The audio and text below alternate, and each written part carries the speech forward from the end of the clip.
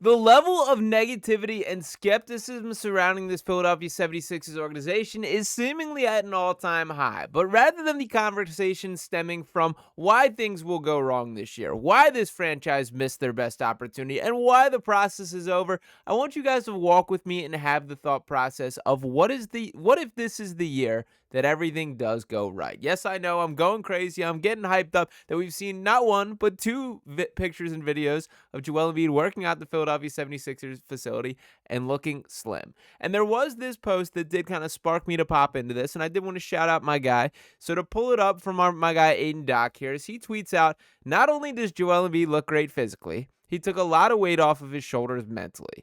An offseason where Embiid came out to release decade-long trauma, expose truth, and find peace. We're going to see a different Joel Embiid going forward this season. Now, I'm not here to sell you a false story. That I understand the track record of big men with knee and foot issues over the age of 30 is not great. That I understand that the Joel Embiid story for pretty much the duration of his career was hoping and praying that he can stay healthy, and it has not happened at this point. But we also have to acknowledge that the quality of basketball player that this dude still is, that the 75% version of Joel Embiid is better than 90% of the NBA, and I might be low on that estimate there. If this dude can give this team something, this is a playoff team with a chance at a championship. And why I'm more optimistic than ever is what if this was exactly what needed to happen here? I'm not saying the injury-wise, but I'm saying the roster around him. That you have a guy like Tyrese Maxey who's stepping up and ready to be a leader. And by the way, shout out to Tyrese Maxey for hopping on RB Philly Take's channel. Love to see that. Shout out my guy RB Philly Take, who's absolutely crushed it. Definitely recommend you guys check out that interview there. But Maxey is a guy that stepped up, ready to be a leader, and is expressing that as such. That Jared McCain looks like a game-changing type of talent that changed the entire construction of a team. I know it is a limited sample size. We still have to see more, but the movement, shooting, the way, the confidence that he played with, it meant something to me last year. That felt real. VJ Edgecombe, the third overall pick, a level of athleticism that has not been seen on this Sixers franchise in decades. These are real guys, and this is not even mentioning the prize of the offseason who did not live up to expectations in Paul George last year. I'm not going to say that I believe we ever get the max version quality of Paul George. What I am certain about is we'll get a better version of him than what was the case last year. That I don't believe this is a sunk cost of a guy that is going to be Tobias Harris Jr. here. There is more to Paul George than he was able to show last year, and I think the level of blame that gets thrown in his direction is just frankly too much. That he was not brought here to be Batman, that he was brought here to be Robin, and his Batman was not there for the ride for all of last season, and things sort of fell apart. Now, sure, should have been better. Was the shooting pretty inexcusable? Were there things to critique? Absolutely, all totally fair, but I do think the injuries were bothersome from start to finish last year, and I think we should keep the slate at least wiped clean. Now, when speaking about Joel Embiid directly here, did want to pull up his stats. And to pull up his full stats over here, this is a good reminder of how not that long ago he was one of the most dominant forces on the planet from a basketball perspective. That in the 22-23 season, where he won his MVP, averaging 33.1 points per game, 10.2 rebounds, 4.2 assists, shooting a ridiculous 54.8% from the field, and then got better in the 23-24 season. That we see those numbers, 34.7 points per game, 11.0 rebounds, 5.6 assists, the efficiency off the charts there, that he was one of the undeniable top 3 players in the NBA. There was no dispute that he was on pace, on the pathway to winning his second consecutive MVP. To put in perspective just the impact that Joel Embiid was making, that the Sixers were 26-7 with Joel Embiid in the lineup before he injured his left knee at Golden State in January. He was averaging 35.3 points in 34 minutes, outpacing Wilt Chamberlain's 1961-1962 season, and on his way to becoming the only player in history to score more than a point a minute. He scored at least 30 in 22 consecutive games, the 5th longest 30-point stretch in NBA history. He tallied 16 straight games with at least 30 points and 10 rebounds, tying Kareem Abdul-Jabbar for the 2nd longest such streak. In December 2023, the Sixers went 8-1 with Embiid on the floor. He averaged 40.2 points and 12.6 rebounds at a comical 60.6% shooting. That is straight up video game numbers. That is straight up human beings should not be capable of doing this type numbers for Joel Embiid. I don't think that version of Joel Embiid still exists, but a 75% version of that is a Hall of Fame quality basketball player. That we're talking about Joel Embiid right now, that he could walk away from the game and this is his legacy. We're talking about a dude who averaged for his career 27.7 points per game, fourth all-time in NBA history, 11.0 rebounds, 1.8 blocks per game, an MVP, a 7 times All-Star, a 5-time All-NBA player, 3-time All-Defensive, 2-time scoring champ, the only player to average 25 points, 10 rebounds, and 10 rebounds there.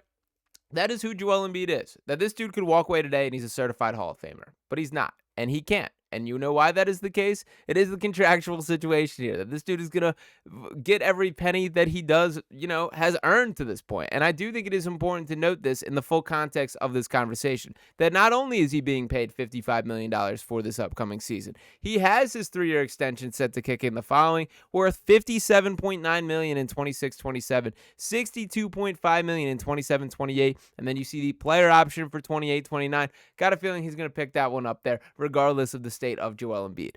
But with that in mind, that this dude has that much of a runway still to go in his career, and for all the medical retirement conversations about that, he has everything in his best interest to give it what he's got on the floor. I also think that there's a little more fire in Joel Embiid's gut than everyone wants to get him credit. You don't become an all-time great basketball player just by showing up and doing your thing. You don't become a guy who first picked up a basketball at the age of 16 and turned himself into a Hall of Famer just by natural talent here. This guy has worked. This guy has improved at every facet of his game from the beginning of his career to now. If you want to go back and watch some Kansas tape and compare that to the advanced version of Joel Embiid that we've seen in the prime here, it is night and day. It is different players. And again, that does not happen without accident here.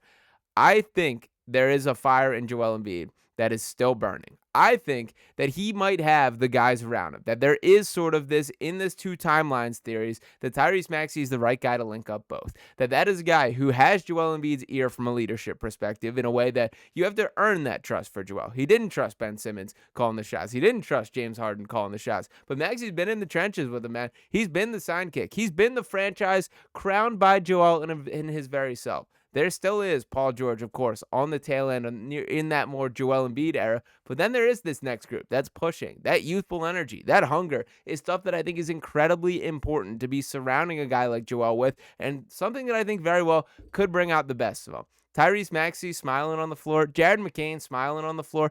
That matters to me. And I know it does not matter from the wins and losses perspective, but when is the last time, honestly, that you can remember Joel Embiid having fun playing basketball? I think it's going to be this season. That I will not forget when he was airplaning around the court or getting technical fouls on Donovan Mitchell, baiting him and just shoving him over and then cheering it on for the crowd. Joel Embiid is at his best when he's a showman, when he's in control, when he's having fun out there on the floor, and it has been too long since that has been the case. I do think there's some truth to this injection of youthful energy in the Sixers franchise having an effect in bringing that back. We don't know much from a medical perspective about Joel Embiid's overall outlook, but these are real issues that he was dealing with. That we have a guy like Nico Batum saying, quote, "I saw his knee before every game and after every game. I have no idea how he could even walk." These are the things that Joel played through, that he did fight through last year. He did try his best to get out there. Obviously, it was not working. There was miscommunication between him and the Sixers directly for what specifically he was dealing with. One has to believe that the lesson is learned, that they're on the same page, and that is all I ask. If Joel Embiid can't play until January, and then that is the plan to get him healthy the playoffs, sign me up. Be transparent. Let us know. Put it on the table. If it is, we're going to try and play him at a normal rate. Maybe reduce his minutes a little, and the offense is not going to flow as directly on his shoulders. I see the pathway to that working as well. But I'm not ready to count Joel Embiid down and out yet. That I think there is some positive to the extended rest that he got with, obviously, the Sixers being ruled out from the playoffs, not going through the grind, which is where he picked up a lot of the wear and tear and injuries that he has.